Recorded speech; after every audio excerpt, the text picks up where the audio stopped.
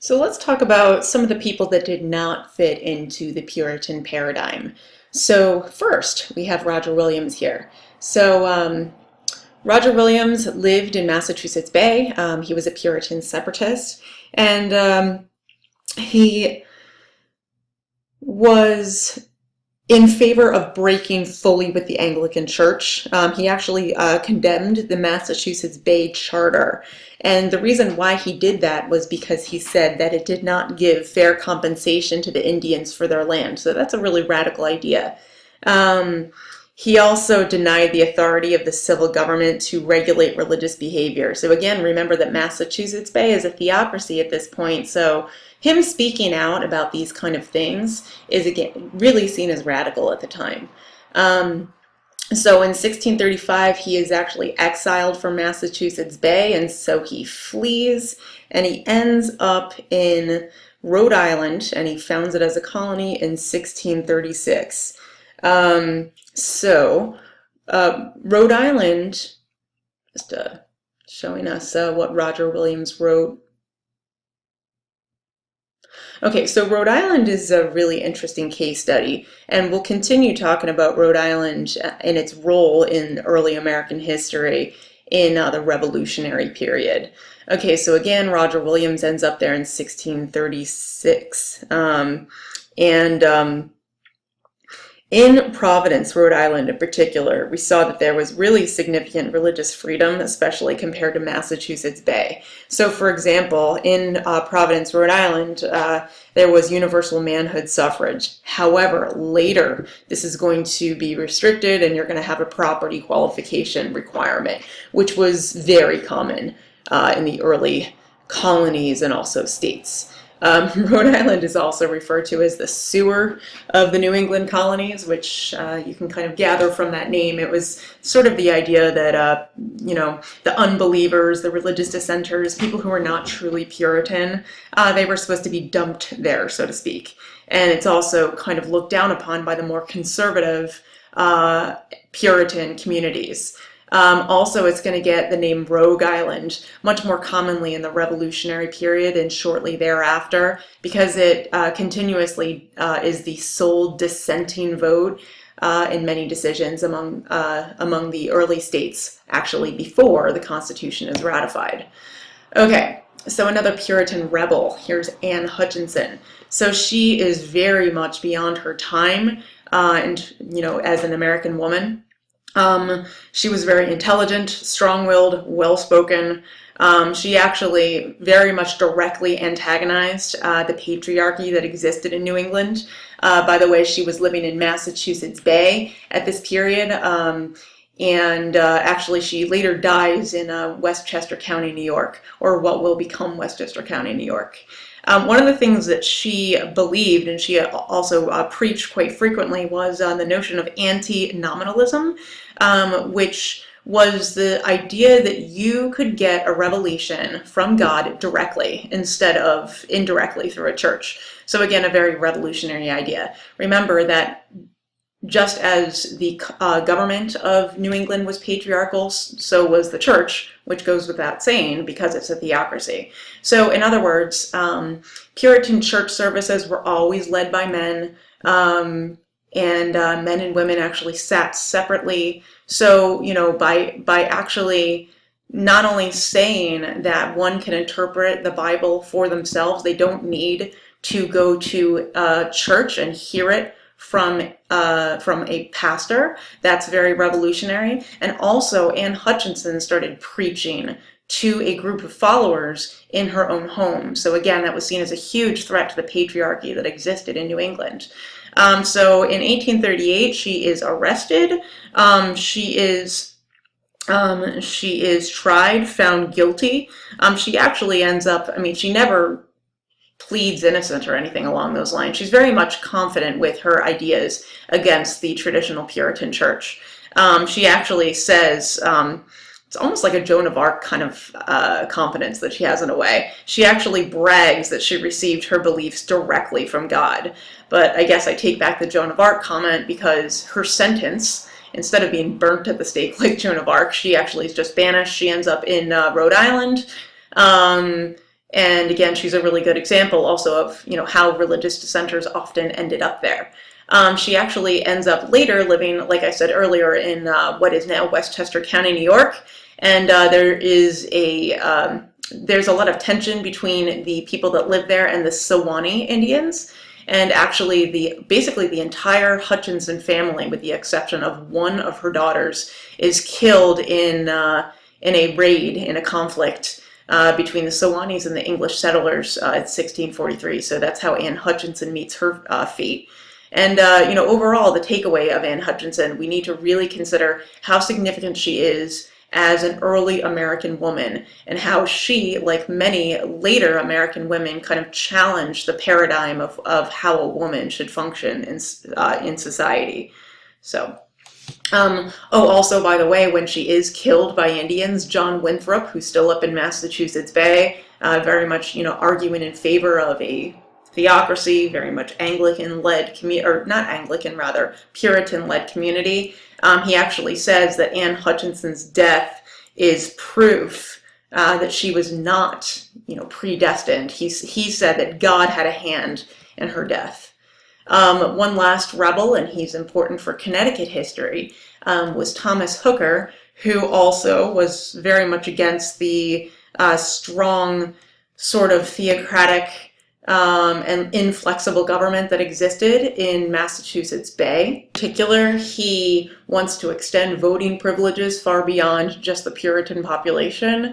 When he founds the city of Hartford in 1634, and this will later turn into the Connecticut colony, he is very much in favor of religious tolerance, and he wants, religious tolerance to a certain extent, that is, because it's still exclusive to Christians, but he wants not just Puritan separatists or non-separatists. He wants to kind of extend a more religiously tolerant hand to the people who want to settle from England into Connecticut.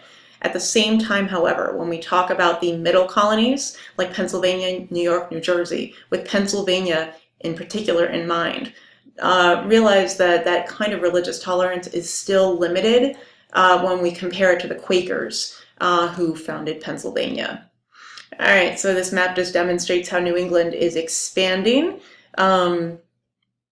So there we are. Notice that some of the colonies are clearly not in existence anymore, like the establishment of New Haven. Of course, this is going to be absorbed into Connecticut. So here we see a map of what the borders are once these colonies are formally established. By the way, this shows us on the map, but just be aware of the fact that Maine is not Maine as we know it yet. It is actually going to be a part of Massachusetts until 1820. Okay, so as far as the relationship between the Puritans in both Massachusetts and Connecticut to a certain extent, definitely Connecticut actually, it's sort of a mixed bag. So the New England Indian population was pretty weak, especially as New England continued to flourish. Different epidemics, different diseases wiped out about 3/4 of the native population. The Wampanoag people who lived near the Plymouth colony actually befriended the settlers. There's actually a fairly formal cooperation between the Wampanoags and the Plymouth settlers. Squanto, also known as Tisquantum, is well known for actually sort of forging this cooperation between the Plymouth settlers and the Wampanoags themselves. And in 1621, Chief Massasoit ends up signing a treaty between the Plymouth settlers and the Wampanoags. And of course, in autumn of 1621, we have the first Thanksgiving. But at the same time, there are these lingering concepts of property ownership that the English attempt to extend to the Indians, and clearly they're not familiar with that concept. Indians were much more proponents of common land ownership, right? Or no land ownership whatsoever, the notion of shared land. And so the English, first off, believe that unused land is sort of a waste, right? They believe that all land should be made productive. They essentially extend the English version of the enclosure movement into New England. So this means that it's going to basically privatize a lot of land that was communally held by the Indians before English arrival. They basically make the Indians subject to English land laws. And just English laws in particular. So if the Indians violated these laws, they often would lose land as a punishment. Also, you're going to have an additional disease epidemic in 1533 and 1533 and 1534, and this is going to wipe out an even greater amount of the population. And so basically what this does is it opens up New England land even further inland to English colonization. Okay, the Pequot Wars, definitely important for our local Connecticut history as well as U.S. history as a whole. This is a popularly tested war here, or series of wars. Okay, the Pequots were a very powerful tribe in northeastern and eastern Connecticut, I guess you could say. So the Pequots settle in this area, right? So where Mohegan Sun and Foxwoods are located now, the casinos. They settled in what is now the Connecticut River Valley, and also the Thames River Valley, which dumps out into Long Island Sound, where New London is. And in 1636, 1637, war breaks out between the colonists and the Pequots. So the colonists are actually going to ally with the Narragansett Indians that lived in Long Island. The Narragansetts and the Pequots were enemies. Okay, so with this alliance between the settlers and the Narragansetts, they ended up attacking the Pequots, right? This is going to result in a really significant decimation of the Pequot population. During the Pequots War, the whites often set fire to the homes of the Pequots, and even the fleeing survivors who were, essentially surrendering, the Narragansetts as well as the white colonists would shoot the fleeing survivors. So you get a pretty significant sense of violence there. And as a result of the Pequot Wars, the Pequot tribe is going to be virtually annihilated, and you're going to see sort of an uneasy peace between the remaining Pequots and the settlers. But of course, it's going to open up room for even more English colonization into these regions. And then lastly, we have King Philip's War, which happens a bit later, as we can see. King Philip, his Indian name is Metacom, and he was nicknamed King Philip because the English were in conflict with the Spanish at the time. And essentially, in a lot of ways, the New England settlers just wanted to be able to expand further into Indian territory. So what's going to happen is that the Indians are going to unite, and they're going to stage coordinated attacks on white settlements throughout New England. Okay, so these frontier settlements are actually going to find themselves retreating and going closer to Boston. Okay, so the King Philip's War is sort of initiated in these areas, right, that are considerably west and more rural, and thus more vulnerable to Indian attacks. This is what we're talking about. This is sort of where the war begins. Now the war itself, just like the Pequot War, is going to end in failure for the Indians. Metacom himself is actually going to be beheaded and drawn and quartered, so very bad end for Metacom. His son and wife are going to be sold into slavery, and ultimately, as a result of this, the rest of Metacom's people are never going to be seen as a significant threat to English settlement again.